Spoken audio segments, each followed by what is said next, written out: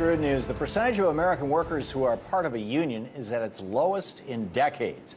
And as a result, wealth inequality is at its highest. This is disturbing, but it shouldn't be that much of a surprise. Being part of a labor union has always been, and still is, one of the best ways for everyday Americans to climb into the ranks of the middle class. Which is why it's totally bizarre that this week millions of Americans are being told that unions are the biggest threat to their liberty. That's right, this week is National Employee Freedom Week, an annual event in which American workers are told that if they just quit their union, everything will be a whole lot better. But is that really the case? And who really stands to benefit by getting Americans to leave their unions? Joining me now for more on this is Jane Carter, Labor Economist with the American Federation of State, County, and Municipal Employees. Jane, welcome. Thank you so much for having me. Great to have you with us. So, National Employee Freedom Week, what is this? Where did it come from? So it started out as a small campaign in Nevada last year from the Nevada Policy Research Institute, which is a state policy network affiliate, where they mailed letters to teachers to drop their union membership. Well, this is a respectable sounding name. Is this a right-wing front group? It is. It actually, so they're affiliated with the State Policy Network, which is an organization with 63 similar think tanks across this country, operating on a budget of about $83 million compared to ALEC, the American Legislative Exchange Council, $7 million. So they consider themselves think tank, but it's an ideological bent, obviously. A big one. Very much so. Really yes. Big one. Who's behind this, and who wins if people leave their unions? So it's interesting how they've really gone through this attack where they're coming after not only unions but working families and the middle class primarily. And of course the funders are the typical suspicious elements: the Koch brothers, the Donors Trust, which is the dark ATM for the right wing. But it also is funded by a lot of foundations that I don't think a lot of people have heard of, like the Searle Foundation, the Walton Foundation, the Bradley Foundation, the Coors Foundation. So a lot of money going to State Policy Network flowing into NPRI. Wow.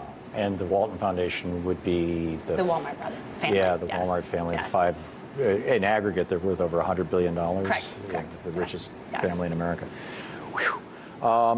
Back in the 50s, back in '52, when Russell Kirk wrote The Conservative Mind, which animated Barry Goldwater and William F. Buckley and kicked off the modern conservative movement, he suggested that unions should be destroyed, that workers needed to be brought down a notch, basically. Not because he wanted Walmart to make more profit, but because he predicted that if working people who can't control their impulses, this kind of conservative worldview about the rabble, that if the rabble got a certain level of income and economic independence, that it would cause chaos in America. And when the 60s happened and kids were saying, hell no, I won't go, and women were saying, what about us, and gays were saying, and African American, all this upheaval happened, the conservatives said, aha, proof.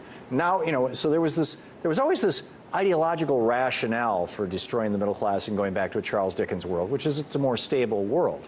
It seems to me, though, that the people who are funding this National Employee Freedom Week are not even old-fashioned Burkean conservatives. What they are basically billionaires who want to make more money. Well, I think that it's twofold. I think there's definitely a political intent to this, obviously, but it's ideological. Primarily, it's economics.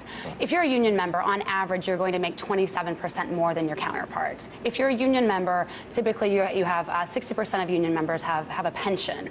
And on average, 84% of union workforces actually have benefits, including health insurance, compared to 54% of their non-union counterparts. There's an economic element to this. When you take that and you look at what unions actually do for our local economies, in this entire debate over income inequality and the wage gap, we are the last line of defense to protect the American dream. Right. That's why they're coming after us and coming after the middle class.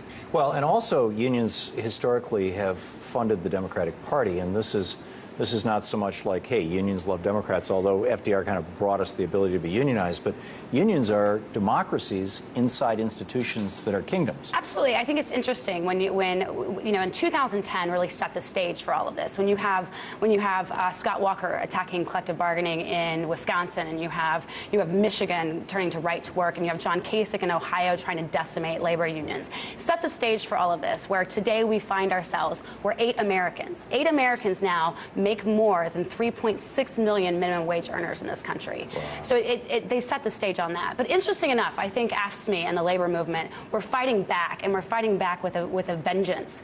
AFSCME this year embarked on a wonderful campaign to organize 50,000 workers across this country. 50,000. That's a huge number of workers.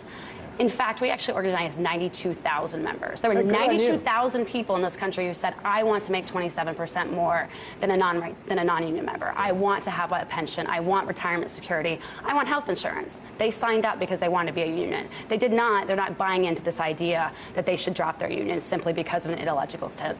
Right. To get to where the opposition of this is coming from, part of it is that the Waltons don't want to pay their employees more. Part of it might be some ancient ideology about the middle class being too uppity, as it were. But part of it is also that the unions tend to support candidates that are in favor of working class people, and we can't have that. Well, I think there's also been again, in 2010, we saw a shift in this country. I don't think that it's a Democrat or a Republican Party issue. I think this is about income inequality. It's about economic justice. And unions, that's what we have stood for since the beginning of time, since the beginning of organizing. That's what it comes down to, is making sure our neighbors are taken care of, our local economies are thriving, and our workers actually have rights on the job and a safe workforce. Brilliant. Brilliant. Thank you so much. Very nice to meet you. Thanks so much for showing up tonight.